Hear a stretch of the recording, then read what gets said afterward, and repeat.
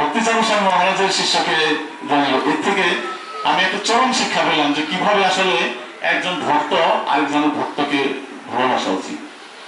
তো একটা জিনিস আমার খুব কষ্ট লাগে, আমরা কিন্তু সবাই দীক্ষার সময় গুরু মহারাজের কাছে প্রতিশ্রুতিবদ্ধ যে আপনার প্রচারে আমরা সাহায্য করব, কিন্তু আমরা প্রচারে গিয়ে দেখি যে সাহায্যের থেকে আমার মনে হয়, মানে আমার কথা বলতে আপনারা করেন না, মানে অপপ্রচার বা হিংসা, একজন আরেকজনের সাথে ঝগড়া, এই ঘোরাঘুরি।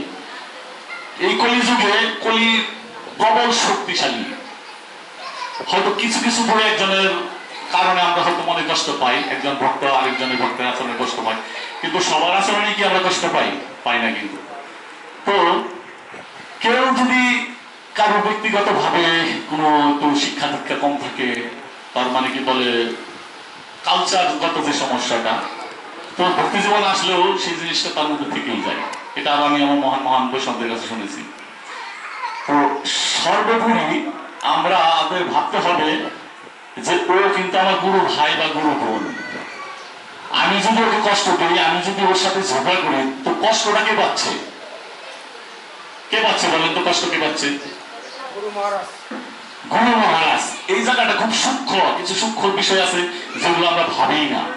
দেখেন, আমরা কিন্তু সেই সাহায্য করতে এসে কি করতেছি? অপরাধ করে ফেলছি, গুরু মহারাজকে কষ্ট দিচ্ছি।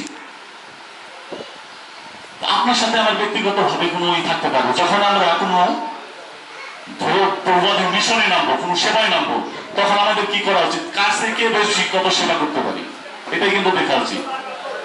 আর আমরা সকলে যেখানেই প্রবাদী মিশন থাকবে, আমার মনে হয় ইসলাম ভক্ত যারা, তাদের সবারই সেখানে ঝাঁপিয়ে পড়া উচিত যে কিভাবে আমরা গুরু মহারাজের প্রচারে সাহায্য করব।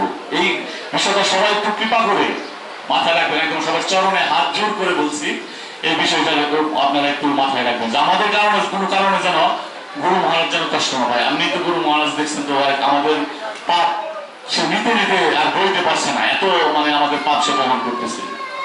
আর প্রভুপাদের একটা ছোট্ট লীলা বলবো।